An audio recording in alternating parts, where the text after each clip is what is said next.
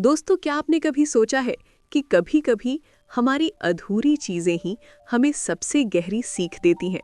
कभी एक टूटी हुई रोटी भी जीवन का पूरा अर्थ सिखा जाती है। आइए सुनते हैं भगवान बुद्ध की ये प्रेरक कथा।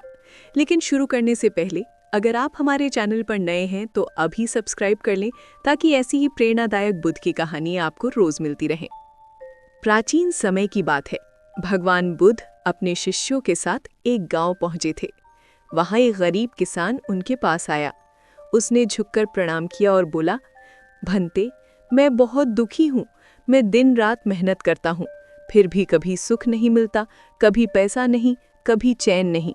भगवान मुझे कभी पूरा जीवन क्यों नहीं देते? बुद्ध शांत भाव से मुस्कुराए।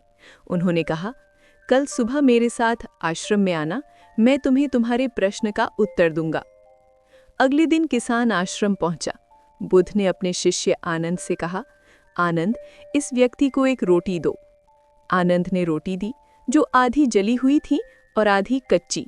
बुद्ध ने वो रोटी किसान को दी और बोले, लो, इसे खाओ। किसान ने हैरान होकर कहा, भंते, ये रोटी तो अधूरी है, आधी जली हुई है और आधी पकी भी नहीं। बुद्ध मुस्कुराए, फिर भी खाओ, स्वाद देखो। किसान ने रोटी खाई। थोड़ी देर बाद बुद्ध ने पूछा, क्या स्वाद था? किसान बोला, भंते, थोड़ी सी मीठी थी, पर जला हिस्सा बहुत कड़वा लगा। बुद्ध बोले, यही तुम्हारा उत्तर है किसान। यह रोटी जीवन जैसी है। इसमें कुछ हिस्सा मीठा है, कुछ हिस्सा कड़वा। लेकिन अगर तुम सिर्फ जले हुए हिस्से पर ध्यान दोगे तो कभी जीवन का स्वाद नहीं चख पाओगे। किसान ध्यान से सुनता रहा।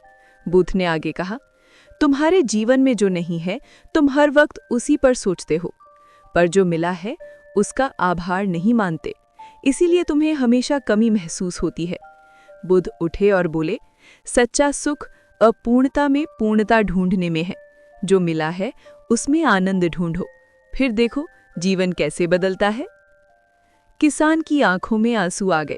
उसने बुद्ध के चरणों में सिर झुकाया और कहा, भंते, आज समझ गया, मैं अपने जीवन की अधूरी रोटी में भी स्वाद ढूंढना सीखूंगा।